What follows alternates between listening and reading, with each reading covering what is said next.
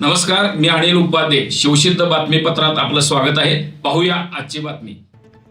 कोल्हापूर जिल्ह्यातील हातकणंगले तालुक्यातील पुलाची शिरोली इथल्या लव्ह जिहाद प्रकरणातील शाहिद समीर सरदे आणि शाहरुख हुसेन देसाई यांना हातकणंगले पोलिसांच्या हवाली करण्यात आले होते.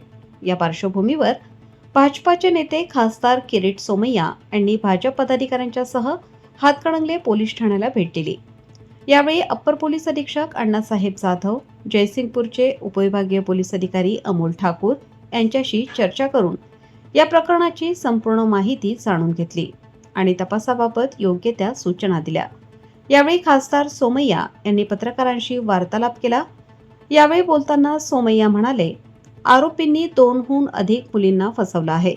माफीनामा हे नाटक आहे. प्रकरणासंदर्भात उच्च अधिकाऱ्यांशी चर्चा झाली असून अजून मोबाईल ॲप्स यांची तपासणी करायची आहे. महाराष्ट्रात एप्रिल महिन्यात हे 6वे प्रकरण लव्ह जिहादचे आहे. सगळ्याच ठिकाणी आरोपी हे मुस्लिम माफिया आहेत. त्या माफियांची टोळी आहे. त्यांना प्रशिक्षण दिलं जातंय. मालेगावहून आर्थिक सपोर्ट दिला जातोय.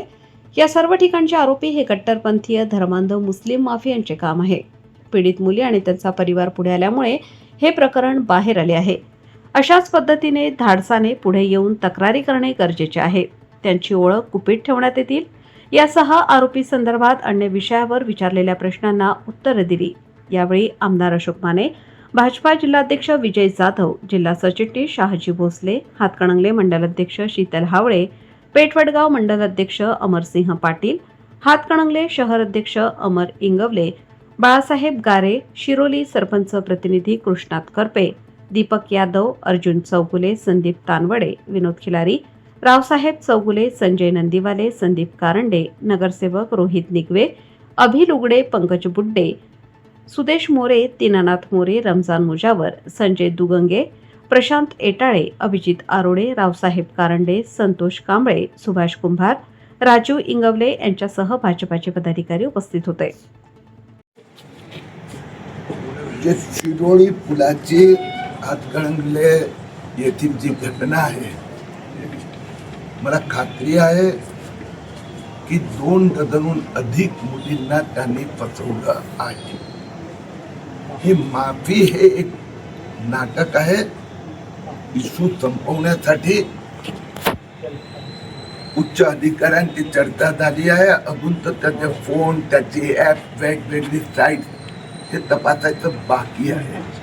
दुसरी मुलगी आली, दुसरा आरोपी आला.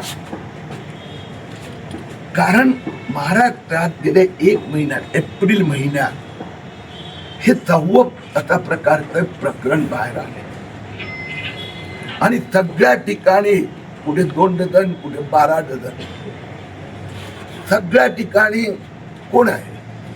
सगळेच मुस्लिम माफिया आहे. नाशिक पासून सुरुवात झाली आणि गँग असतं. मी इथे पोलिसांना सांगितलं, हा 1-2 माणसाचं कारण पुन्हा गँग, त्याला ट्रेनिंग दिलं जाते. पैसा मालेगावहून येतो या लोकांना. नाशिकला दानी, तौसिफ, अमरावती परतवाडा येथे आयान अहमद आणि त्याची गँग, अग्रीपाडा, महालक्ष्मी, तिथे पण मी परवा जाऊन आलो. तिथेही मोर देन 2 डझन मुलीची नावं बाहेर आली आहेत.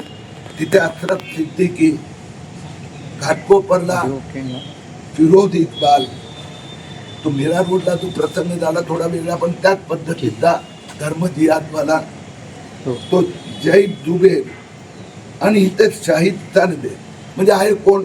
दानिश आहे, तौसिक आहे, आयान आहे, अहमद आहे, अशरफ आहे, फिरोज आहे, जैब आहे, शाहिद आहे.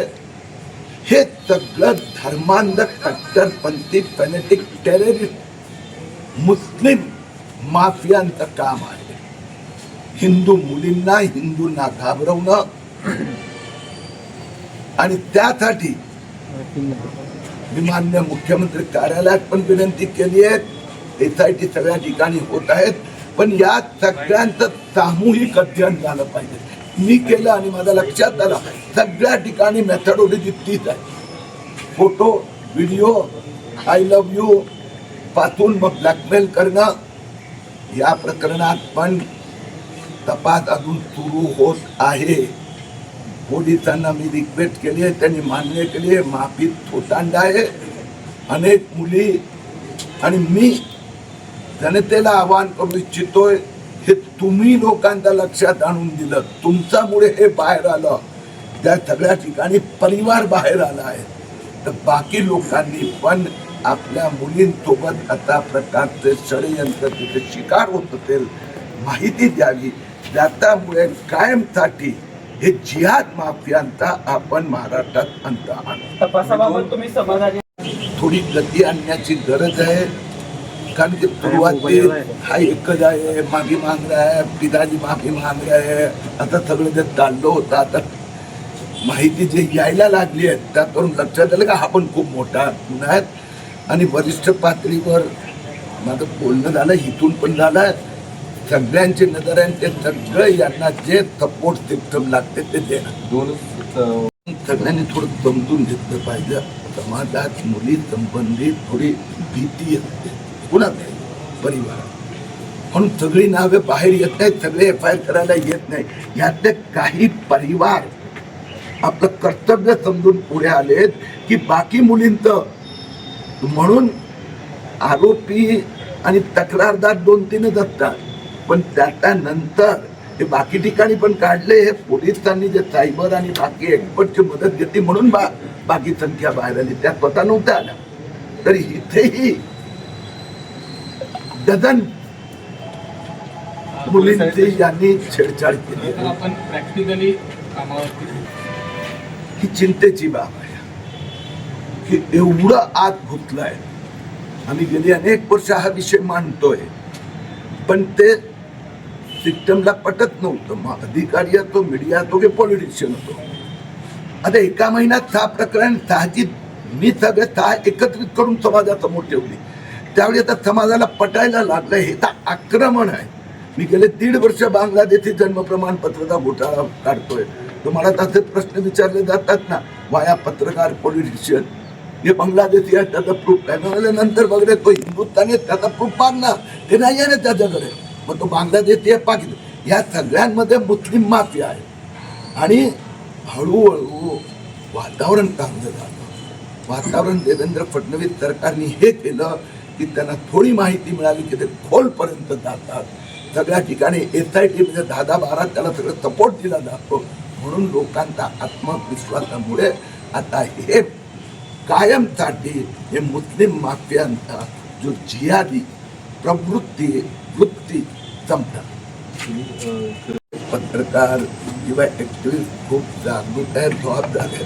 तपासाचं जर बाहेर सांगायला लागलो तर तो तपास पुढे जाणार नाही, परत परिवार द्यायला लागणार. जेवढं सांगायचं असते तेवढं ते मला सांगतात. मी त्यांना मदत देतो, गायडन्स देतो, आयडिया देतो. आणि बाहेर पण आम्ही तेवढंच सांगू शकतो की बाकी परिवाराने गपचूप येऊन माहिती पाठवावी, डायरेक्ट पाठवावी. त्यामुळे पूर्ण महाराष्ट्रात हा जो राक्षस, जिहादी राक्षस पैदा झालाय त्याला. साहेब तुम्ही म्हटलं की या प्रकरणात पूर्णपणे मोडस आहे, मग याच्या रूट पर्यंत मी तुम्हाला एक गोष्ट निश्चित सांगतो, सगळ्यात टॉप अथॉरिटीचे लक्ष आहेत, सगळे मिळून काम करतायत. आणि ज्यावेळी अंत होणार त्यावेळी जे सगळे आकडे बाहेर येणार ना, त्यावेळी एक समाधान वाटणार. तेव्हा तुम्ही आपल्याला आठवत नसेल, विधानसभा निवडणुकीचा वेळ आला, मी वोट जिहाद फंडिंग घोटाळा काढला. आपण सगळे काय बातम्या द्यायचो, इथे या मुस्लिम समाजा या तेवढे मात्र झालं, ह्या मोठी झाले, त्याच्याकडे पैसे पडून येतोय.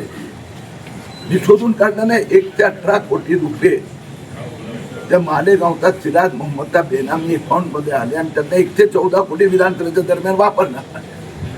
त्याचा शेवटी इथपर्यंत ईडी पोचली की 2200 कोटी रुपये आले, 1100 कोटी दुबईला गेले, 379 करोड अशा प्रकारचा म्हणजे जन्म प्रमाणपत्र बांगलादेशीला सांभाळणं यासाठी खर्च करण्यात आला. म्हणून आणि ते देवेंद्र फडणवीस सरकारमुळे हे सगळं बाहेर आलं. हे पण आम्ही आता अंत लवकर शेवटचा